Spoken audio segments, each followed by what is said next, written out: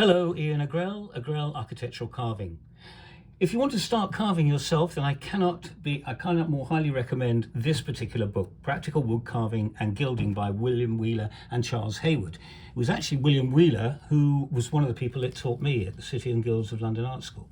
And he signed it, so I'm very proud of that. So that's a very good book. It takes you up to quite literally up to sort of intermediate standards in carving, and very good indeed. This is the equivalent published in America by Sterling. It's the illustrations are not as good. It's a copy of this, almost like a photocopy. And worse still, on the cover, it's got this very, very nasty machine carving. Poor William Wheeler would be rolling over in his grave if he could see that on the cover of his book. But I do recommend these two, this book, and so you can get it under Woodcarving, The Beginner's Guide, or Practical Woodcarving and Gilding. You probably can get it secondhand. Try and get this copy.